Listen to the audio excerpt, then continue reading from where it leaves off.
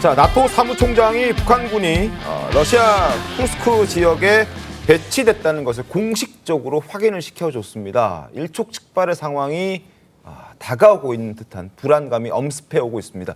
목소리 직접 들어보겠습니다. Today, I can confirm that North Korean troops have been sent to Russia and that North Korean military units have been deployed to the Kursk region. I have scheduled calls with President Yoon of the Republic of Korea and with Defense Minister Umerov of Ukraine. 자, 김 교수님 어서 오십시오. 네, 자, 안녕하세요. 일단 북한이 투입하기로 한 인원이 어제까지만 해도 5,000명 수준이었다고 전해드리기도 했었는데 갑자기 하루 사이에 11,000명으로 늘어났습니다. 어떻게 된 이유입니까? 이건 출처에 따라서 조금씩 차이가 있는 것 같습니다. 네. 우리 국정원에서 얘기한 것은 3,000명이 갔고 그리고 12월 달까지 10,000명이 이를 거라고 얘기를 했고요. 네. 그리고 이제 미국에서도 이제 10,000명 선을 얘기를 했고요.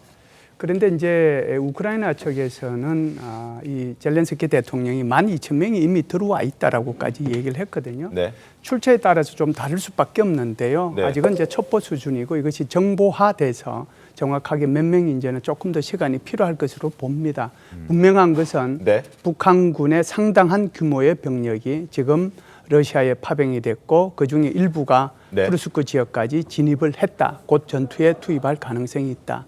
그러니까 거의 뭐 시간이 촉박한 그런 상태다. 이렇게 말씀드릴 수 있습니다. 네, 이 조금 전에 조선중앙통신도 보도를 한 게 최선희 외무성이 러시아를 공식 방문하기 위해서 평양을 출발했다. 맞습니다. 이런 속보 내놨거든요. 네. 이 국정원은 북한군의 쿠르스크 배치 시점이 예상보다 좀 당겨졌다 이런 얘기를 하고 있는 것 같아요. 규모도 늘리고 시점도 더 당겨지고 왜 그런 겁니까? 이거는 이제 원래 이제 젤렌스키 대통령은 23일 날 여기에 쿠르스크 지역에 등장할 거라고 그랬다가 다시 27일, 28일로 갔다가 이제 이런 거거든요. 그러니까 이제 북한군의 병력이 이동하는 것을 보면서 계속해서 이제 거기에 대해서 예측을 하는 거죠. 그 시간대에 아마 도착을 할 거라고 그렇게 얘기를 하는데 지금 이제 말씀하신 것처럼 이렇게 빨라지는 이유는 크게 보면은 두 가지 이유가 있을 겁니다. 하나는 지금 말씀하신 것처럼 이게 그만큼 러시아의 러시아의 지금 상황이 어렵다. 그래서 조금이라도 빨리 거기에 병력을 보내야 되겠다는 그런 상황이 하나 있을 거고요. 다른 하나는 미국의 대선을 고려한 정치적인 입장도 있을 겁니다. 왜 그러냐면 트럼프가 만일 대통령이 당선된다면 그 사람이 지금까지 지속해 온 것 중에 하나가 뭐냐면 영토와 평화의 교환을 하겠다라고 그랬거든요. 그러면은 결국은 지금 그 젤렌스키 입장에서 보면 이 영토와 평화의 교환인데 지금 러시아군이 차지하고 있는 것이 러시아군이 우크라이나 땅 차지하고 있는 것이 한 18% 정도 되거든요. 네. 이 땅을 지금 다 내줘야 되는 상황이에요. 그런데 쿠르스크 지역은 서울의 면적의 한 2배 지역을 우크라이나가 이렇게 장악하고 있다가 그중에 이제 한 3분의 1은 빼앗기고 한 3분의 2 정도는 아직은 장악은 하고 있거든요. 네. 그 만일에 영토와 평화의 교환이 있게 되면 이것을 서로 맞교환할 목적으로 우크라이나가 쿠르스크 지역을 사실상 공격을 했던 거예요. 그런데 지금 영토와 평화의 교환이 이루어지게 된다라고 하면 가능하면 빨리 쿠르스크 지역은 러시아 땅이지 않습니까? 네. 그것을 빨리 러시아가 회복을 해서 거기에서 완전히 우크라이나군을 쫓아내면 나머지 18%를 전부 다 자기가 가지고 그리고 무슨 뭐 정전협정이나 휴전협정을 하겠다는 그런 생각을 가지고 있거든요. 그렇기 때문에 조금이라도 빨리 이 땅을 빼앗아야 되겠다. 그런 생각을 가지고 투입을 지금 뭐 재촉하고 있지 않는가. 지금 그 말씀을 들으면 결국에는 북한군이 투입되는 거는 뭐 피할 수가 없는 상황인 거예요. 쿠르스크를 회복해야 되는 상황이니까. 그럼요. 시간 문제죠. 그래서 그렇다면 북한군의 희생도 무조건 뒤따를 수밖에 없는 상황이에요. 북한군의 희생은 이제 뒤따를 수밖에 없죠. 이게 이제 월스트리트저널에서 이제 분석을 해서 냈는데 월스트리트저널에서 분석해서 낸 게 북한군의 역량 상태, 네. 그리고 북한군의 장비 보유 상태, 네. 그리고 이제 북한군이 처하게 될 전장 환경의 상태 이걸 이제 분석을 해서 냈는데 그 중에서도 이제 전장 환경 상태라고 하는 것이 북한이 계속해서 있어 왔던 곳은 산악 지역이잖아요. 그렇죠. 그쪽에서의 이제 여러 가지 활동이나 이런 것은 아주 능한데 지금 이제 이 우크라이나나 여기에 이제 쿠르스크 같은 경우는 대평원 지대예요. 네. 산이라는 게 없어요. 산이라고 하는 것이 숲이라는 것도 없고요. 그냥 들판으로 연결돼 있거든요. 그러면은 거기에 지금 어떤 전쟁이 전개가 되고 있느냐 하면은 제1차 세계대전 때 있었던 참호전이 전개가 되고 있어요. 그래서 참호를 쭉 파가지고 그 앞에다가 지뢰지대를 설치하고 용치를 설치해서 서로 간에 오가지 못하도록 하는 거거든요. 그 속에서 전투를 수행을 하는데 한 번도 북한은 이것을 안 해봤어요. 네. 그래서 그런 위험에 노출될 수 있는데 더더욱 위험한 것은 바로 이런 거죠.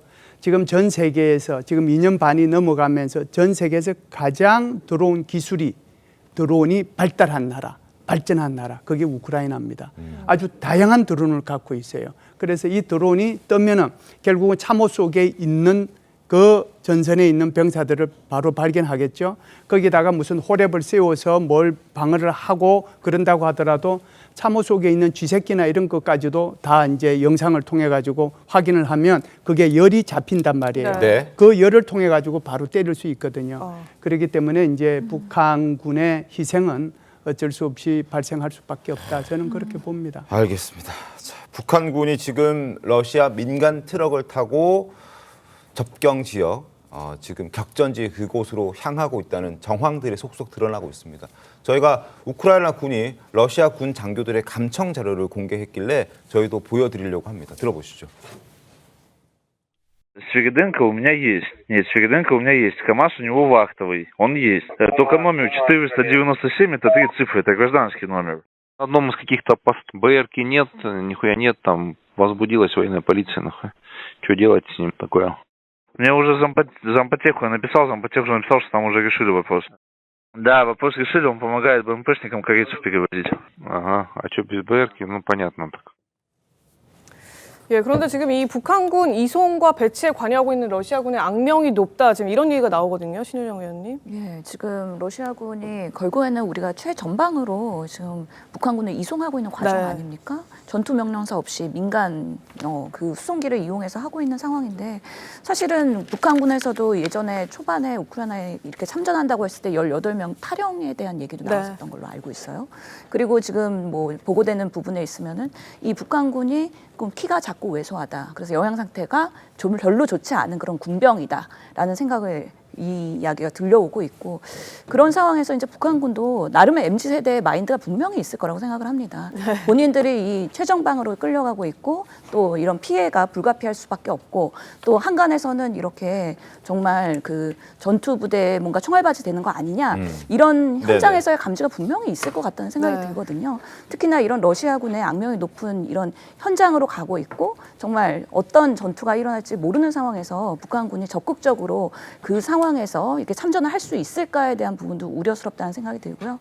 같은 동포로서 이렇게 북한과 러시아의 관계로 인해서 이렇게 희생양이 되는 것 같은 네. 마음이 들어서 참으로 지금 한반도의 안보뿐만 아니라 지금 이 우크라이나 전쟁에 있어서도 참 불안불안 요소가 많다. 그런 면에서 세계의 그런 국방의 그런 안전성에 있어서의 참 이게 정말 민주당 입장에서는 더 큰 뭔가 전쟁으로 확산되지 않을까에 대한 큰 우려가 있는 건 사실입니다. 알겠습니다. 네.